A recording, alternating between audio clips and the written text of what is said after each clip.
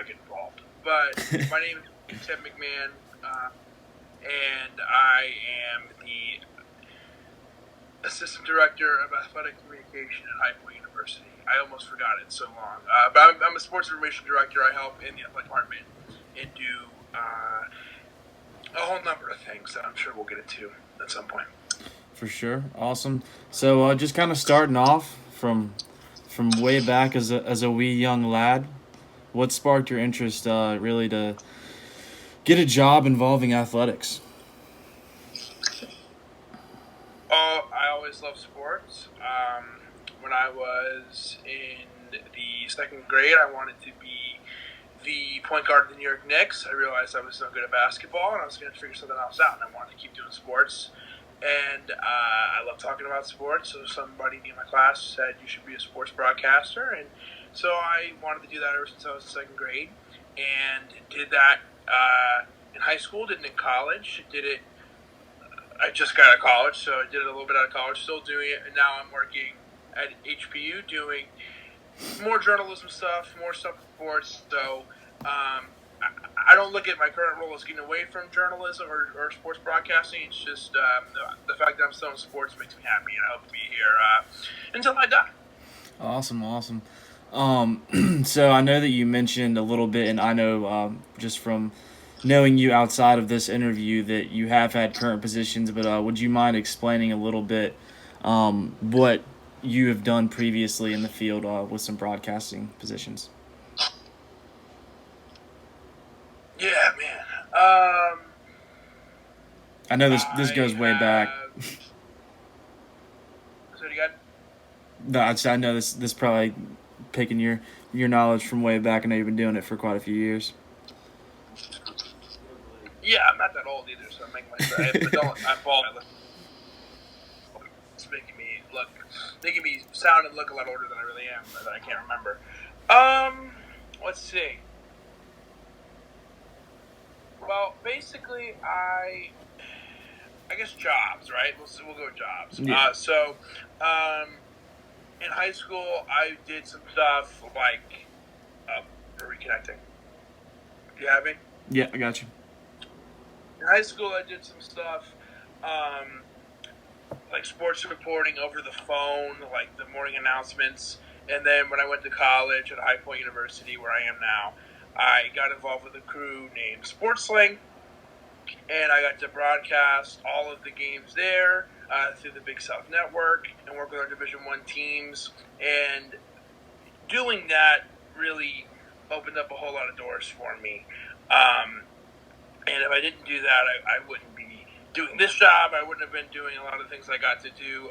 But I started doing camera, and then a guy was sick, and the next couple of days I got to do broadcasting, and I did that as a freshman. And then, some buddy with poor judgment that I did a good job and left me on there, and I was able to take advantage, and I got to still do it. So, I just I got lucky. I got to do it as a freshman, and then I did that. I'll give you the Reader's Digest. I don't want to take up the whole class. The professor will kill me. But I don't know if this is homework. I don't know what any of this is.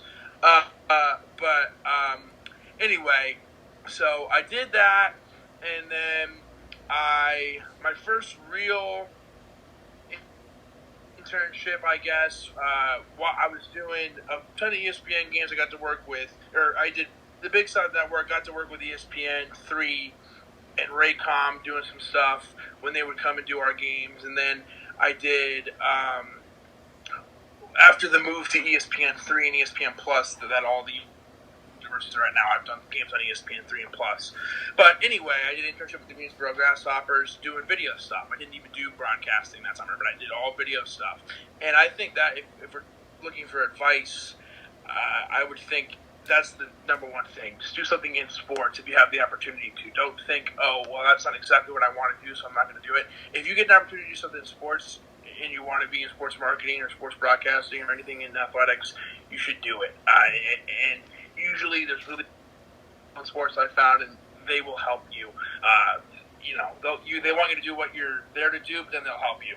And then, anyway, long story short, short story long, I did the Greensboro Grasshoppers, got good experience there. And then I do a lot of lacrosse, and then through one of the lacrosse games I broadcasted, we got discovered by the people who were putting together the World Lacrosse Cup, the Lacrosse World Cup, and we got to go to Israel. Me and a friend, and we broadcasted games in Israel when I was a senior in college, and then I did an internship with the ACC, doing some NC State football, by the way, and we. Yeah, that was me some points. And then we I did some stuff with them, doing video stuff, editing replays, that kind of stuff, going to the games, doing social media stuff. And then got to do some ACC men's basketball, got to do the tournament and help be a field producer on their documentary. And that all somehow led me to High Point University and as an SID. So I know I rambled on. No, you're good. I mean, that covered, I know I sent you the questions in advance, but that covered, a good number of the questions. Love hearing all the history and events that you've covered and things that you've gotten to do. So let's into the nitty gritty of day to day, being the assistant director of communications for athletics at High Point. What do you do on a day to day basis in that role? It depends. It's a lot of the stuff. It's broken down into sports. Like, which sports do you have? So. Cool. So do you? Sorry, I lost you for a second. But, no, you're good. It's broken down to sports. So I have women's soccer in the fall. I have cross country in the fall and track in the spring. So that's package is one. And then I have men's lacrosse as well. And basically, I have my day-to-day stuff. Like, we have a game on Wednesday, women's soccer. So I'm writing stuff, writing a preview, like a newspaper story, basically, to put it in layman's terms. And then we had nominations today for, like, Player of the Week. And so we voted on that. That was announced today. So we put that kind of stuff out. When we do any kind of graphics, any kind of social media stuff, that'll come through our office. And then the coach had a question for me, and we had a meeting for an hour. So that's the kind of stuff that happens, which is great. I love doing it, but you can't really count. You can't really plan for it. So the number one thing I've learned is have an idea of what you want to get done. This is in sports in general, but have an idea of what you want to get done in the day, and be prepared for that not to happen at all. And you still have a productive day. You still do good work. But you may not have what you thought you were going to get done. You get presented things that you're like, this needs to get done too. It's like, well, I wasn't even on my radar, but now I'm going to knock it out. So that kind of stuff. Day to day would be just getting my stories done, getting social media done, and then just seeing anywhere else I can help out. And with men's basketball coming up, it feels like there's always a lot of places to help. For sure, yeah. In your current role, who are you reporting to? Like, who's your boss? I'm reporting to the assistant athletic director of communication. That's the way they break it down. Anyone who's the head of the department is the assistant athletic director of blank. And his name is TJ Garsky. He comes from Michigan, the University of Michigan.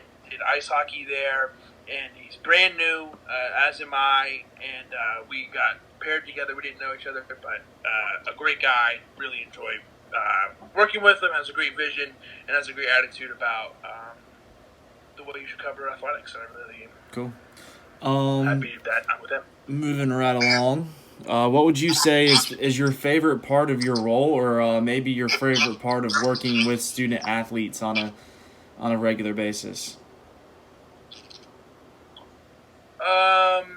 Probably my favorite thing. It's just funny. I mean, I don't know if this answers this question, but it's funny. So I was talking to this girl, and she recently got a job, and she said, yeah, my job is really great. I get to travel all the time, and I'm traveling to Denver next week, and my company's paying for it and all that. I'm like, oh, yeah, that's awesome. I get to travel all the time too. I get to go to Clinton, South Carolina free. I love traveling. I love traveling with the team, but we travel to like Clinton, South Carolina, Yeah. Spartanburg, South.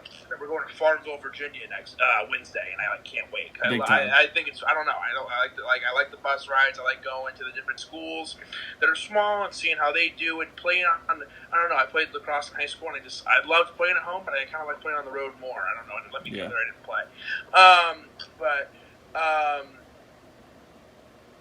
It was fun, and I like I don't know. Working with the student athletes is awesome because they're really appreciative of all the work, and you put up a cool graphic of them or a cool clip of them on Twitter. That was really cool. You know, there was one guy who plays soccer for us, Carson Kendall, and he was like, "I want to send that to my mom."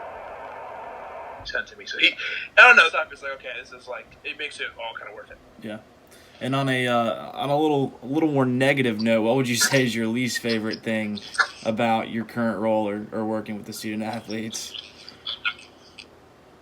Nothing with the student athlete. Everything with the student athletes, great. So nothing related to that or anyone I work with. My least favorite thing. There's like a stats element, not like having to deal with live stats, like doing during the game, like making sure so and so gets credited for an assist, and how did you not see that it was so and so and not so and so?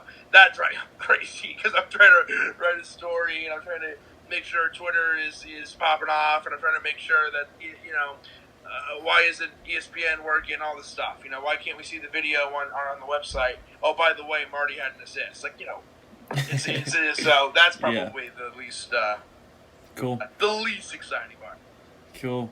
And wrapping things up, you kind of mentioned earlier about some advice that you would give to someone that wants to work in the sports management capacity. But anything you'd like to end with, as far as advice goes, or to my fellow peers who are also looking for a job in the sports management industry? Yeah, well, you guys are at NC State, which is an unbelievable place. I got to go to the ACC, but I was with the ACC, and we would go there. Unreal. Got to meet some of the people who work in the athletic department. So if you could do that, I know they probably have 1 million kids down there, but if you can figure out a way to get in there and help do something, do that.